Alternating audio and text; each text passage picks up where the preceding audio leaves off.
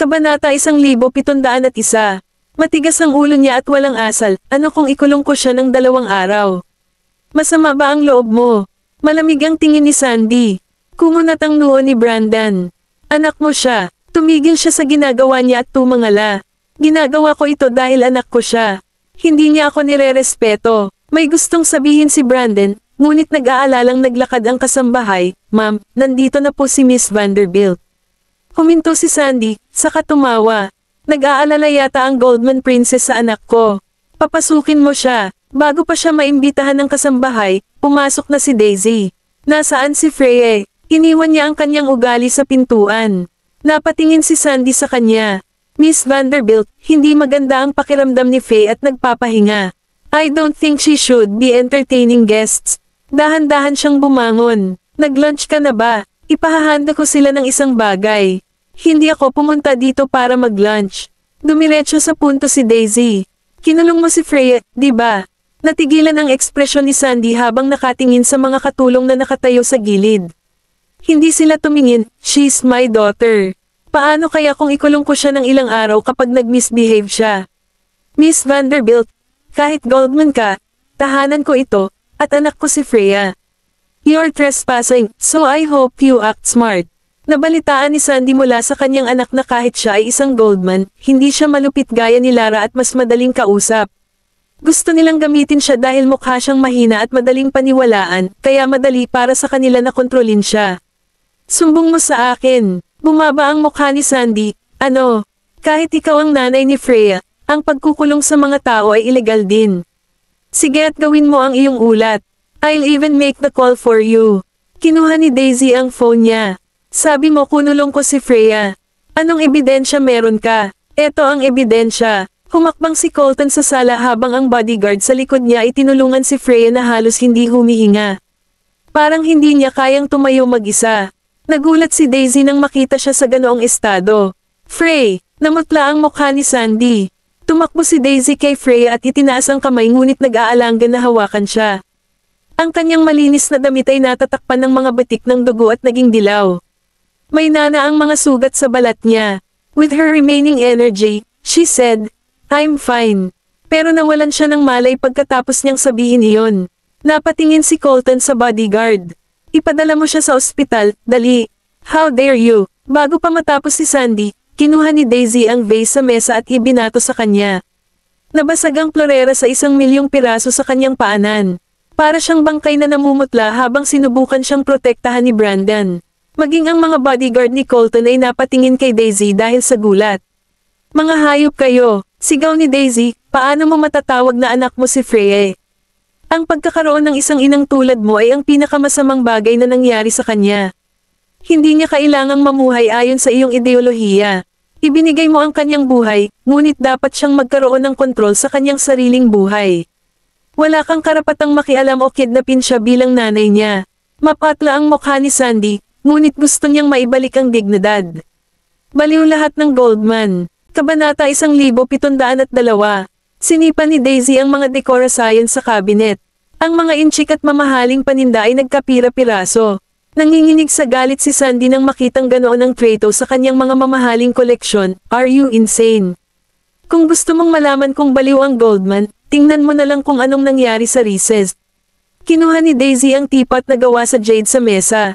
Matagal ka nang nakakatakot. Hindi ko maintindihan kung bakit nagdudulot ng gulo ang isang matandang tulad mo sa halip na i-enjoy lang ang natitirang bahagi ng iyong buhay. Gusto mo bang malaman ang lahat na ginagamit ng illegitimate child of royalty ang kanyang anak para umakyat sa social ladder? Tumagos sa puso niya ang mga salita niya. Tinuya ni Daisy si Sandy, ngunit hindi niya nagawang gumanti. Hindi mo ba naiisip na madali akong manipulahin? Ipapakita ko sa iyo kung gaano ako ka-wild. Kumalas si Daisy sa pagkakahawak niya, at ang mamahaling jade teapot ay nahulog sa sahig at nahati sa dalawa. Napahawak si Sandy sa kanyang dibdib at nahihirapang huminga. Basag ang boses niya. Alam mo ba kung gaano kamahal yan? Isang matamis na ngiti ang isinuot ni Daisy. Wala akong magandang konsepto ng pera, kaya wala akong ideya kung gaano ito kamahal. Lumingon siya pagkatapos, ipadala si Freya sa ospital at mag-iwan ng ilang lalaki dito. Huminto siya ng ilang segundo. Guluhin ang lugar na ito. She can call the police if she wants ta. Nang marinig iyon ni Sandy at makita ang mga bodyguard na nagsisimulang magsira sa lugar, siya ay nahimite. Mabilis na nakarating kay Ken ang balita tungkol sa pagsisira ng kanyang tahanan. Nang malaman niyang na-admit sa ospital ang kanyang ina ay agad itong sumugod. Anong nangyari? Hindi nagsalita si Brandon habang galit na galit si Sandy. 2 araw ko lang kinulong si Faye. May nagsabi kay Daisy Vanderbilt at dinala ng babaeng iyon ang mga tao para guluhin ang bahay natin. Nagdilim ang mga mata ni Ken nang marinig iyon. Bakit mo siya ikinulong? Ako ba ay sinisisi mo? I did it for you. Sigaw ni Sandy. Kung hindi dahil sa kanya, napunta sa lalaki mo ang babaeng Goldman na iyon. Pinaparusahan ko lang siya. Kumuyam ang panga ni Ken at huminga ng malalim. Ma, pinapalala mo pa. Pinalala ko ang mga bagay-bagay. Nawala na naman ang galit ni Sandy. Anak ko si Faye. Mali ba na parusahan ko siya? Siya ay maling kumilos. I just wanted her to listen to us. Alam mo ang nararamdaman ni Daisy sa kanya. Hinawakan mo si Faye at dumating siya para mag-higanti. Hindi ba't nakakapagpalala iyon? Tahol ni Ken. Tumingin si Sandy sa kanya pero walang masabi. Huminga siya ng malalim. Nay, tinulak mo sila sa sulok. Sa tingin mo nakakatulong ba iyon sa akin? Hindi makasagot si Sandy. Siya ay nasa ilalim ng impresyon na si Daisy ay isang malambot dahil siya ay protektado ng kanyang pamilya. Kaya pala napaka-daring niya. Gayunpaman, hindi inaasahan ni Sandy na bigla siyang mababaliw. Pumasok si In na may hawak na dyaryo at huminto sa tabi ni Ken. Sir, nasa balita po si Madam. Kinuha ito ni Ken at tinignan, tapos muntik nang mapunit. Kinuha ito ni Sandy, at sinabi nito na siya ay marahas sa kanyang anak at ikinulong siya. Natigilan siya, how did? Napatingin si Ken kay In. Ilan na ba ang naipamahagi? Awkwardly na sinabi ni In, ilang magazine ang nagprint ng 10,000 nito. Parang may tumulong sa pag-promote nito. Ang lahat ng mga kopya ay naibenta na. Natatakot ako na huli na para mabawi sila. Kinabukasan, sa ospital, ang mga sugat ni Freya ay ginagamot. Nakahiga siya sa kama at unti-unting gumagaling sa 2 araw na gutom at uhaw sa tulong ng IV drips. Kabanata 1703. Pumasok si Daisy sa silid na may dalang basket ng prutas. Lumingon sa kanya si Freya. Inilagay niya ang basket sa counter. I guess hindi ka makakadalo sa anniversary event. Halos kalahating buwan ka pa siguro dito. Ngumiti si Freya. Salamat. Huwag mong sabihin yan. Umupo siya sa upuan. Tinulungan mo ako dati. Humalaklak si Freya. I guess we're even then. Maya-maya pa ay lumabas na ng kwarto si Daisy at pumasok sa abalang koridor nang biglang may nakita siyang pamilyar na tao. Hindi ba bodyguard ni Noel A. si Edison? Tahimik niyang sinundan sila at nakita niyang nasa A-wing siya ng ospital. Mabilis siyang pumasok sa isang kwarto, pero ang nakaka-curious ay may 2 bodyguard sa labas ng kwartong iyon. Nagtago si Daisy sa likod ng isang pader at hindi makalapit, kaya't naghihintay na lamang siya na may lumabas. Pagkaraan ng ilang minuto, binuksan ni Edison ang pinto at lumabas. Bago sumara ang pinto, nakita niya ang taong nakahiga sa kama. Si Ayan pala. Natigilan si Daisy at naalala na sinabi ni Noel Ace na siya lang ang nakakaalam kung nasaan si Ayan. May sinabi si Edison sa mga bodyguard, at saka naglakad papunta sa elevator. Pagkasara ng 2 gintong pinto, lumabas si Daisy mula sa likod ng dingding, tiningnan kung saang palapag ito huminto, at tumakbo papunta dito sa emergency exit. Lumabas siya sa hagdanan sa garahe, kung saan nakaparada ang kotse ni Noel Ace. Nagtago siya sa tabi ng isang kotse at tahimik na lumapit sa kanilang sasakyan. Bumaba ang bintana kung saan nakaupo si Noel Ace sa backseat. Pumayag ba siya? Tumanggaw si Edison. Thanks to that bag of cranberries, akala niya nasa kamay mo ang tatay niya, at dahil importante sa kanya ang tatay niya, kailangan niyang pumayag. Pumikit si Noel Ace at malalim ang iniisip. Sa kanya bilang saksi, mas madaling gumawa ng ebidensya ng pagkamatay ni Jonah. Hindi ko maintindihan kung bakit hindi tayo dumiretso kay Ken. Maaari pa nga nating hayaan ang Goldman na humawak sa kanya. Hindi maintindihan ni Edison. Kung pinabagsak ni Noel Ace si Ken, marami siyang pagkakataon. Kahit na namatay siya sa publiko, walang maghay-hinala. Kung hindi iyon gagana, kung nalaman ni Nolan na ang mga mata ni Ken ay nasa kanyang anak na babae, ito ay 1 oras bago niya ito ilabas. Kinapa ni Noel Ace ang kanyang mga buko sa kanyang kandanggan. Kahit ang tiyahin ko ay pinanganak ng mistress, anak pa rin siya ng lolo ko. Kinasusuklaman niya kami dahil hindi siya masaya na ang aking ina ay anak ng reyna at maaaring maging bukas tungkol dito. Kung nilabas ko si Ken publicly, I would be giving my tiya a reason to complain to the royals. Dahil si Knowles ay ang lehitimong anak ng prinsesa, siya ay isang batang prinsipe. Ang mga ina po ng kanyang asawa ay magmamana ng 20% ng mga ari-arian ng kanyang lolo. Walang makukuha ang illegitimate family, at iyon ang dahilan kung bakit kinasusuklaman sila ng kanyang tiyahin. Itinayo muli ni Knowles ang Knowles nang walang tulong mula sa kanyang lolo, na umaasa sa kung ano ang maaari niyang gawin sa hinaharap. Paano niya hahayaan na sirain ng kamatayan ni Ken ang lahat ng pinaghirapan niya? Tumingin si Knowles sa rearview mirror, may nakita, at tumawa. Na-curious si Edison. Bakit ka tumatawa? Bakit hindi ko hinayaan ang Goldman na pangasiwaan ito kung kailangan ko ang aking biyena na pumalit? Hahayaan pa ba niya akong pakasalan ang kanyang anak na babae?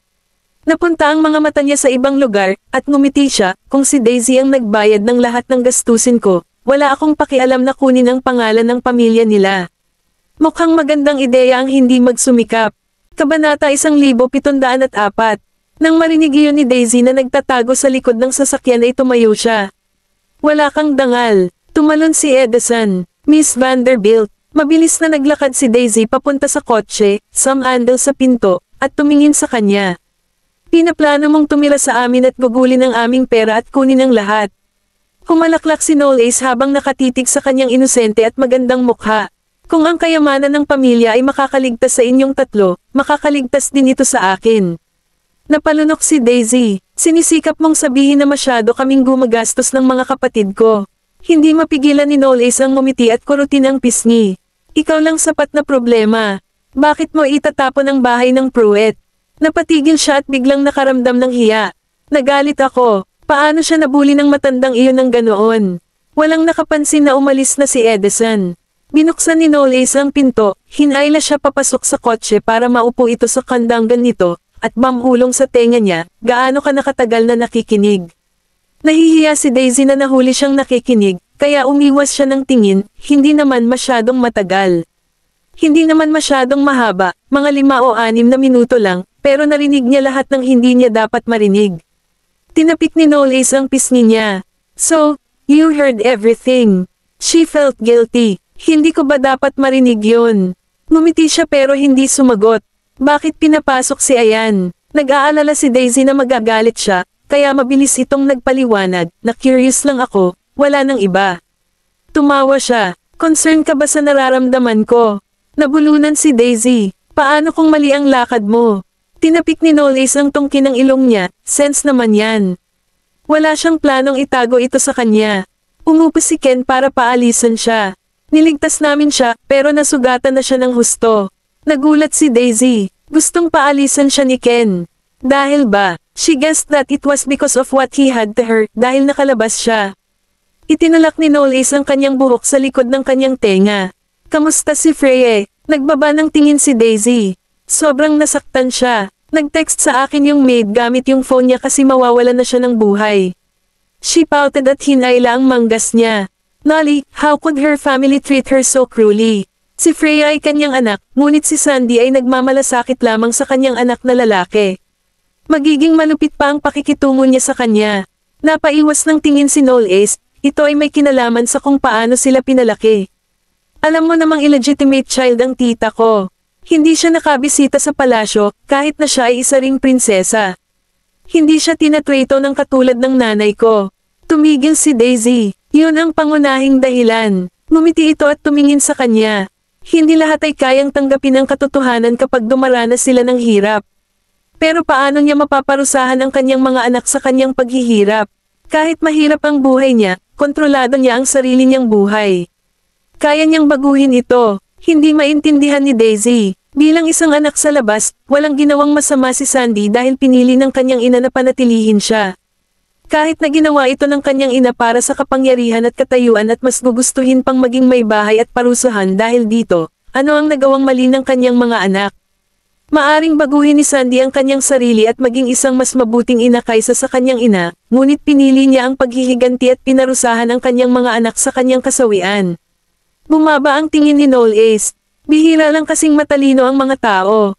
Kung marami sa kanila, walang mga tao na hindi matukoy ang pagkakaiba sa pagitan ng mabuti at masama. Ang maging mabuti o masama ay isang pagpipilian. Kabanata 1705. Inangat ni Knowles ang baba ni Daisy bago hinawakan ang noo nito.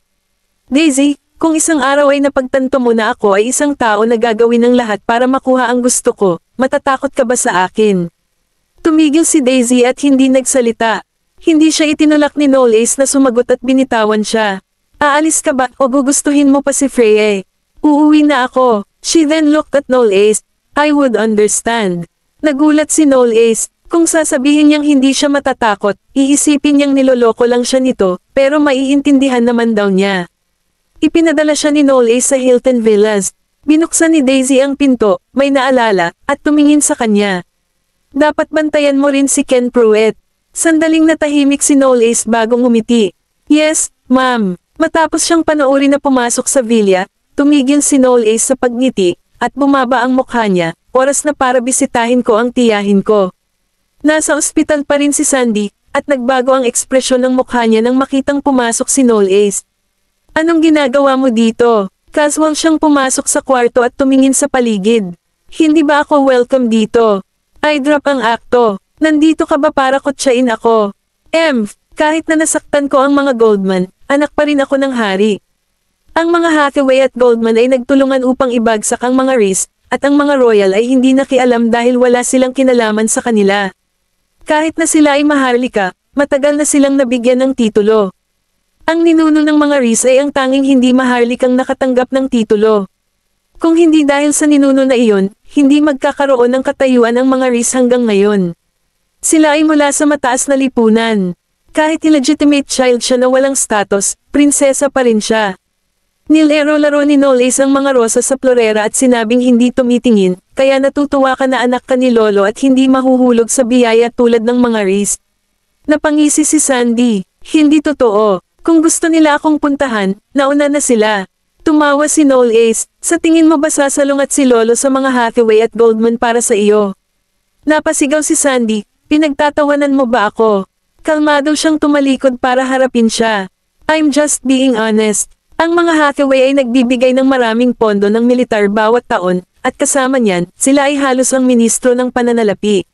Si Lolo ay isang matalinong tao. Hindi siya magpapatalo, at ang mga Goldman ay walang pakialam kung sino ka. Isa kang prinsesa, ngunit nang ikasal ka kay Tito Brandon, halos iniwan mo ang maharlikang pamilya. Pinakasalan ng tatay ko ang nanay ko at tinanggap ni Lolo, pero bagay iyon kay Tio Brandon, at hindi ka nagkaroon ng pribilehiyo. Ang katotohanan ay malupit, at naroon si Knowles upang ilantad ang kanyang mga sugat. Hindi na nakayanan ni Sandy at itinulak niya ang lahat ng nasa mesa sa sahig. Lumabas ka, tumapon ang pagkain sa pantalon niya, pero tumingin lang siya at tumawa. Natatakot ka bang marinig ang totoo? Nanginginig siya sa galit pero proud pa rin siya. Anong gagawin mo, Knowles? Pinsan mo si Ken. Pupuntahan mo ba siya? Kung may mangyari sa kanya, pwede mo bang ipaliwanag sa lolo mo? Lahat ng pride niya galing sa anak niya. Paano kung isa siyang illegitimate child? Siya ay may maharlikang dugo, at gayon din ang kanyang anak. Isa siyang maharlikang apo. Kung sinubukan ni Knowles na gawin ang anumang bagay kay Ken, magkakaroon siya ng kanyang mga paraan upang bayaran ang mga Knowles. Ayaw ng hari na magkahiwalay ang mga miyembro ng pamilya niya, kaya mawawalan siya ng tiwala kahit na ito lang ang kanyang lehitimong apo. Kabanata 1706. Alam ni Knowles ang kanyang sasabihin. Isang malabong ngiti ang lumitaw sa kanyang mukha nang sabihin niyang, wala akong gagawin kay Ken. Isang buntong hininga ang pinakawalan ni Sandy. Nang may sasabihin pa sana siya, naging malungkot ang mukha ni Knowles habang nagpatuloy, pero hindi ibig sabihin na walang gagawin sa kanya ang ibang tao. Namutla ang mukha niya. Anong ibig mong sabihin? Sinuntok niya si Knowles at hinawakan ito ng mahigpit sa kwelyo nito. Binabalaan kita, Knowles, kung maglalakas loob kang lapitan ng anak ko, ipaparanas ko sa iyo ng iyong ina kung ano ang ibig sabihin ng mamuhay na mas masahol pa sa kamatayan. I guess you should keep that for yourself. Inalis ni Knowles ang kwelyo nito sa pagkakahawak nito. Walang ekspresyon ang mukha niya habang walang pakialam. Ano sa tingin mo ang mangyayari kung malaman ng lahat na si Ken ang pumatay kay Mr. Reese? I think it's going to be very interesting. Naubos lahat ng kulay sa mukha ni Sandy. Paano niya nalaman ang tungkol dyan? Nagsimulang manginig ang boses niya habang sinasabi, ano bang pinagsasabi mo? Wala kang ebidensya, kaya, Aido, sabi ni Knowles habang papalapit ito para titigan siya ng walang ekspresyon. I have the evidence, so alam mo kung ano ang dapat mong gawin, Tita Sandy. Tumalikod na siya at lumabas ng ward.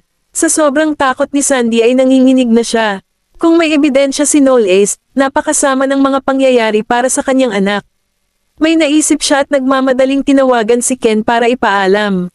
Kinabukasan, nang palitan ng nurse ng sugat, itinulak ni Daisy ang pinto at pumasok sa ward. Freya, kami ng kapatid ko.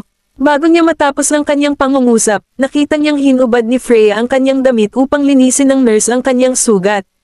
Napalingon si Freya sa kanila, at dali-daling itinulak ni Daisy si Colton palabas ng ward. Hindi na natauhan si Colton sa oras, at natisod siya ng ilang hakbang nang itulak siya nito palabas ng pinto. Pagkatapos noon, dali-daling isinara ni Daisy ang pinto. Nakaramdam siya ng hiya. Kung alam niya na pinapalitan ng nurse ang suot ni Freya sa sugat, hindi niya sana isinama si Colton. Lumingon siya para tumingin kay Colton at nagtanong sa seryosong boses, wala kang nakita, tama ba, Colton?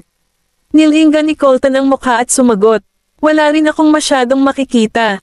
Alam ni Daisy na hindi ganoong klaseng tao ang kanyang kapatid, at nakahinga siya ng maluwag. Nang matapos ang trabaho ng nurse ay lumabas na siya ng ward. Nang pumasok si Daisy sa ward, naisuot na ni Freya ang kanyang mga damit. Nakaupo siya sa kama, at tila wala siyang pakialam sa nangyari kanina. Wala ka bang rehearsal ngayon? Malapit na tayong matapos sa rehearsal, kaya 2 araw tayong nagpapahinga. Pumunta si Daisy sa kama at umupo. Inabot niya sa kanya ang snack box sa kanyang kamay at sinabing, binili kita ng mga low-fat na cake. Sila ay malusog at masustansya. Kinuha naman ito ni Freya at sinabing, salamat. Nakatayo si Colton sa may pintuan habang nakaakbay ang mga braso sa kanyang dibdib. Tumingin siya sa paligid ng ward at kumunat ang noo. Sigurado ka bang makakapagpahinga ka sa ganitong klaseng lugar? Ito ay may mahinang pagkakabukod ng tunog, at naririnig nila ang tunog ng pasyente na nanonood ng TV sa tabi nila. Hindi lang yun pero maraming tao ang naglalakad dito at doon sa koridor. May isang bata na walang tigil na umiiyak habang iniiniksyon. Naramdaman ni Daisy na tama si Colton. Gusto mo bang lumipat ng ibang ward? Natigilan si Freya. Ibinaba niya ang snack box at sinabing, hindi na kailangan. Nandito ako para gamutin ang sugat ko. I'm not here to enjoy the VIP treatment. Napakamot si Daisy sa pisngi at naramdaman niyang tama rin si Freya. Ngumuso si Colton at sinabing, idiot. Ang pananatili sa ospital mismo ay naghihirap, kaya ano ang masama sa paggastos ng pera upang tamasahin ang mas mahusay na serbisyo? Hindi ako kasing yaman ninyo. Tumanggaw si Daisy at naguguluhang sinabi, pero marami ka ring pera. Madali siyang makakuha ng 10,000 dolyar pagkatapos ibenta ang copyright ng kanyang libro. At saka, sikat ang kanyang titulo. Dapat ma-enjoy niya ang magandang buhay sa dami ng kinikita niya.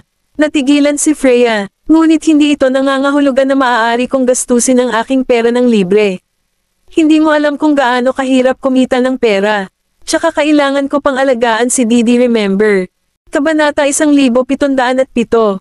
Natahimik si Daisy matapos banggitin ni Freya si Didi.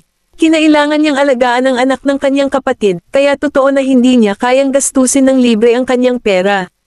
Lumingon si Colton at sinabing, hindi mo kailangang magbayad para dito. Pagkatapos, lumabas siya ng ward. Sa huli, forcefully, ay inilipat si Freya sa VIP inpatient department sa 16th floor. Dahil ang ward ay matatagpuan sa mas mataas na palapag, tumanggap ito ng mas maraming sikat ng araw. Ang pagkakabukod ng tunog ay mas mahusay, at ang koridor ay walang laman. Hindi ito kasing ingay ng ward sa ibaba at angkop na kapaligiran para sa pagpapagaling. Napatingin si Daisy kay Colton. Medyo nagulat siya na gagastos ang kapatid niya ng pera sa iba maliban sa kanya. Kung tutuusin, hindi lahat ay nakakapaggastos ng pera sa kanyang kapatid. Gayunpaman, medyo masaya rin siya. At least, nagsimula nang mag-warm up si Colton kay Freya. Nakatanggap si Colton ng tawag at umakyat para sagutin ito. Lumapit sa kanya si Freya at mamulong. May sira ba sa ulo ng kapatid mo? Natauhan si Daisy at tumingin sa kanya. Sumili ang ngiti sa mukha niya nang sabihin niyang, siguro. Sandali lang. Gusto ba niyang ibalik ko sa kanya ang pera? Tanong ni Freya. Wala akong ganoon kalaking pera. Ito ang unang pangungusap na narinig ni Colton nang pumasok siya sa ward. Ibinaba niya ang kanyang telepono at walang pakialam na sinabi, I don't need you to pay me back the money. Nakahinga ng maluwag si Freya. Ang sarap pakinggan. Sino ang tumawag sa iyo, Colton? Tanong ni Daisy. Sumagot si Colton, ano sa palagay mo? Siyempre, si Noel Ace yun. Medyo nagulat si Daisy. Since when you have Noel's contact number? Malinaw niyang naalala na hindi na-save ni Colton ang numero ng telepono ni Noel Ace. Bukod pa rito, labis niyang kinasusuklaman si Noel Ace, kaya hindi niya sinabing hindi sila magkakontakt sa telepono. It's none of your business. Binuksan ni Colton ang pinto at inikat ang ulo. Pupunta ako para sunduin ka sa gabi. Pagkaalis niya, sabi ni Daisy sabay hampas sa labi niya, hindi ko alam kung bakit, pero feeling ko may ginagawa silang dalawa sa likod ko. Tumingin si Freya sa kanya at sinabing, I think they're figuring out a plan to get Ken into their trap. It went without saying na kailangan nilang balikan si Ken pagkatapos niyang utusan si Ayan na gawin ang ganoong bagay kay Daisy. Bukod dito, hindi pa sinabi ni Colton sa mga Goldman ang tungkol dito. Kung hindi, imposibleng wala silang ginawa sa lahat ng ito. Bagamat hindi maintindihan ni Daisy kung bakit ayaw sabihin ni Colton sa kanilang pamilya ang tungkol dito. Nahulaan niya na ito ay dahil gusto ni Colton na kunin ang bagay sa kanyang sariling mga kamay. Pakiramdam niya ay ang kapabayaan niya ang naging dahilan upang aipatong ni Ayan ang kanyang mga kamay kay Daisy. At saka, hindi niya siguro alam kung paano ito ipapaliwanag sa kanyang pamilya. Ibinaba ni Freya ang ulo at tumawa. Mabait na kapatid ang kapatid mo. Medyo naiingit siya kay Daisy. Gusto lang ni Colton na protektahan ang kanyang kapatid. Wala siyang pakialam sa pananaw ng ibang tao. Katulad nito, kapatid niya si Ken. Gayunpaman, ang kanilang relasyon ay binuo sa ibabaw ng kanilang mga interes, at bihira silang nagmamalasakit sa isa't isa. Napangiti si Daisy. Mabubuting magkapatid sina Wayne at Colton. Parang may naisip siya, idinagdag niya, pero huwag kang mag-alala. Maaaring may matalas na dila si Colton, ngunit talagang napakabuting tao siya. Nakikita ko yan. Kumuha ng unan si Freya sa likod niya at nagpatuloy. Sobrang protective niya sa'yo. I wonder kung sino ang may lakas ng loob na maging hipag mo in the future. Bakit mo naman nasabi? Tanong ni Daisy. Pagkatapos ay nagpatuloy si Freya sa katotohanan. Tapos, naniniwala ako na ilalagay ka pa rin ng kapatid mo sa unahan kahit may girlfriend na siya. There is no way a girl can tolerate it. Ipinatong ni Daisy ang kanyang baba sa kanyang kamay at sinabing, tama ka. Hindi ko pa nakitang may girlfriend si Colton. Ako kaya ang hadlang sa journey niya para magka-girlfriend. Kung totoo man iyon, pakiramdam niya ay kailangan niyang gawin ng isang bagay tungkol dito. Sa bagay, gwapo naman si Colton. Nakakahiya naman na wala siyang girlfriend. Pinandilatan siya ni Freya at sinabing, bakit ka nag-aalala sa isang bagay na kahit ang kapatid mo mismo ay hindi nag-aalala? Gumagawa lang ako ng assumption. Pipilitin mo bang pumasok sa isang relasyon ng kapatid mo? Kabanata 1708. Kung sisisihin ni Colton si Daisy na naging hadlang sa kanyang paglalakbay upang makakuha ng kasintahan, siya ay nasa malaking problema. Ngumiti si Daisy ngunit hindi umimik. Pagkalabas ng ward, dumating siya sa lobby sa unang palapagsakay ng elevator. May isang nurse na nagtutulak ng wheelchair sa karamihan, at ang binata na nakaupo sa wheelchair ay walang iba kundi si Ayan. Mukha siyang mas payat kaysa sa huling pagkakataong nakita siya nito. Siya ay may payat na mukha, ang kanyang katawan ay parang payat, at walang liwanag sa kanyang mga mata. Wala na ang masiglang si Ayan. Nang bumagsak ang tingin ni Daisy sa kanang walang laman na binti ng pantalon, natigilan siya. Itinulak siya ng nurse sa kanya, ngunit hindi siya napansin ni Ayan. Napahinto si Daisy sa kanyang kinatatayuan. Ibinaling niya ang kanyang ulo upang tingnan ang figure na papasok sa elevator at nahuhulog sa malalim na pag-iisip. Naghihintay si Colton sa kanya sa labas ng pasukan. Hinailan niya ang pinto at pumasok sa kotse. Colton, alam mo ba kung anong nangyari kay Ayan? Kumunat ang noo ni Colton. Bakit may pakialam ka sa kanya? He had it coming. Na-curious lang ako. Idiniin ni Daisy ang kanyang mga labi. Siguro pinagsisihan niya ang pagbabayad ng ganoong kalaking halaga. Lumingon si Colton para tingnan siya. Wala nang gumagalaw sa mundong ito. Biglang tumawa si Daisy, at ang kanyang mapanglo kanina ay nawala sa hangin. Bakit hindi ka mag-girlfriend, Colton?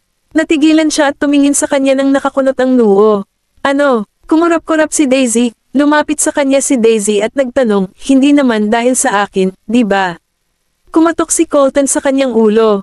Ano bang iniisip mo? Hinaplos ni Daisy ang kanyang ulo at sumagot, sagutin mo na lang ang tanong ko. Wala itong kinalaman sa iyo. Wala ako sa mood para maghanap ng girlfriend ngayon. Nang matapos magsalita si Colton ay sinulyapan siya nito. Sa tingin mo ako ikaw. Knowles lang ang nasa isip mo. Hindi ka ba mahihiya sa sarili mo? Nagtaas ng pisngi si Daisy at sumagot, hindi mo rin bagay, ikaw ang natira. Hindi nakaimik si Colton. Habang bumababa si Daisy na may kalahating tuyo na buhok, nalaman niyang katatapos lang magluto ng hapunan ng kasambahay at naghahanda na ng mesa. Miss, matagal na rin simula nung nagdi-dinner ang boyfriend mo. She chuckled at kinuha ang tinidor. Well, medyo busy siya lately. Nakikita kong mahal na mahal ka niya. Huling beses na malinaw niyang sinabi sa akin na kumain na siya ng almusal, ngunit naupo pa rin siya sa iyo at sinamahan kang kumain muli. Ayaw niya ng broccoli, pero kumakain pa rin siya kapag nilagay mo sa plato niya. Natigilan si Daisy at inangat ang ulo. Paano mo nalaman na ayaw niya ng broccoli? Kahit siya mismo ay hindi alam ang tungkol doon. Ngumiti ang kasambahay at sumagot, nakikita ko naman na ayaw niya ng broccoli. Tuwing naglilinis ako ng mesa, maraming broccoli ang natitira sa plato niya. Kinain niya ang mga nilagay ni Daisy sa kanyang plato, ngunit kinuha niya ang broccoli na orihinal na nasa plato niya. Marahil ay masyado siyang nagmamalasakit sa nararamdaman nito, kaya ayaw niya itong tanggihan. Gabi na, sa plastic surgery hospital. Bumaba ang mukha ni Maggie nang tingnan niya ang bukol nitong mukha.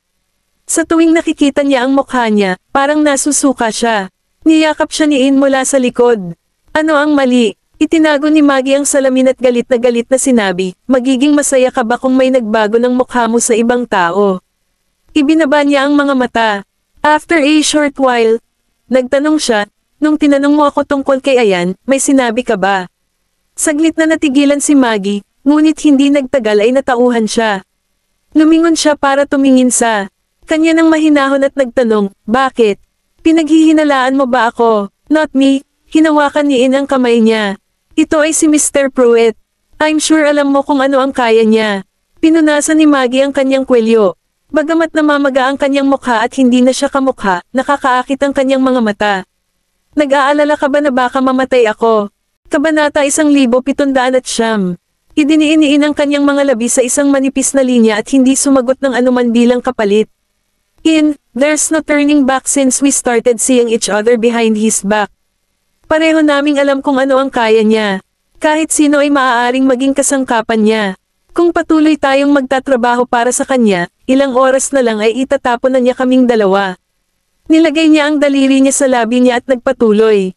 At saka, matitiis mo ba kung iaalay niya ang babaeng pinakamamahal mo sa brutal na lalaking iyon? Huminga ng malalim si Ian para pakalmayan ang sarili. Ilang sandali pa ay binitawan siya nito at tumalikod na para maglakad papunta sa pinto. Huminto siya sa harap ng pinto at sinabing hindi lumilingon. I'll try my best to stop it. Pinagmamasdan ni Maggie ang paglabas niya ng kwarto. Dumating si Ian sa parking lot. Siya ay napaka-alerto at agad na nakaramdam ng kung ano. Umikot siya, pero mas mabagal pa rin siya. Habang nakatutok sa kanya ang baril, sinabi ni Edison, gustong makita ka ng aking amo.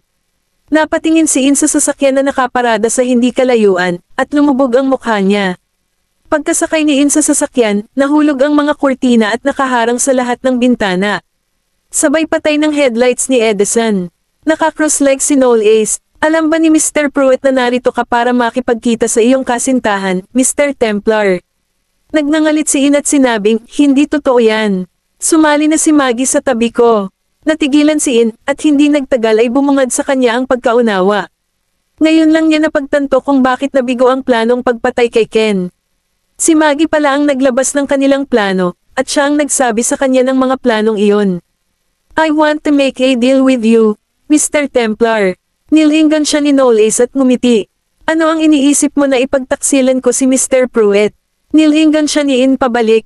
Kahit na ang Rumord Knowles ay 10 taon na mas bata sa kanya at isang walang karanasan na binata, siya ay mas mature kaysa sa kanyang mga kapantay. Siya ay nababalot ng isang himpapawid ng misteryo at may isang pares ng mga mata na tila nakikita ang lahat. Ito ang mga bagay na hindi niya dapat taglayin sa kanyang edad. Naalala ni Ian ang isang kasabihan. Ang mga nakakita ng impyerno ay hindi na maniniwala sa langit. Sumagi sa isip niya na kasing komplikado niya ang binata sa harapan niya. Mahinahong sabi ni Noel Ace, Maggie, tinatakot mo ba siya? Ipinakita ko sa kanya ang daan kung saan mabubuhay siya sa gusto niya, kaya nagpa siya siyang sumama sa tabi ko. Mahinahong sabi ni Noel Ace habang binawi ang tingin. You don't wish to see her die in the hands of Ken, right? Natahimik si In. Kalmadong nagpatuloy si Noel Ace. After everything is settled, you can bring her away. Mabubuhay kayong dalawa sa gusto nyo. Hindi mo na kailangang magtrabaho para sa ibang tao. Nagsimulang mag-alinlangan si In nang marinig niya na maaari na niyang magkaroon ng kalayaan at ng babaeng mahal niya. Makalipas ang 2 araw, dumating si Brandon para hanapin si Freya sa ospital. Malamang, pumunta siya dito dahil kay Sandy. Alam kong hindi maganda ang pakikitungo ng nanay mo sa iyo, pero nanay mo pa rin siya. Paano mo matiis na makita siyang naging katatawanan ng lungsod? Si Sandy ay lumabas sa mga headline ng balita dahil inabuso at ikinulong niya ang kanyang anak na babae. Makalipas ang ilang araw, isang grupo ng mga mamamahayag ang dumating sa kanilang bahay at nais siyang kapanayaman. Lahat ay pinapuna si Sandy. Lahat ng uri ng masamang komento ay ibinabato nila kay Sandy sa internet, at ang magandang reputasyon na binuo ni Ken sa pamamagitan ni Lara ay naapektuhan din ng insidente. Lumapit si Brandon kay Freya nang hindi ito umimik. Hinawakan niya ang balikat nito at sinabing, Faye, kailangan mong intindihin ang nanay mo. Nang marinig ni Freya ang sinabi ng kanyang ama, nadurog ang kanyang puso. Dahan-dahan niyang inangat ang ulo niya at walang ekspresyong tumingin sa ama. Imbes na humingi ka ng tawad sa akin, asahan mong maiintindihan mo ako. Natigilan si Brandon at napayuko. Itinulak ni Freya ang kanyang ama at sumigaw, kung susubukan kong intindihin siya, sino ang makakaintindi sa akin? You guys wanted me to suspend my studies para buhayin ang anak na iniwan ni Ken sa kabila ng reputasyon ko. Si Ken lang ba ang mahalaga sa inyong dalawa? Paano naman ako? Hindi mo ba ako anak?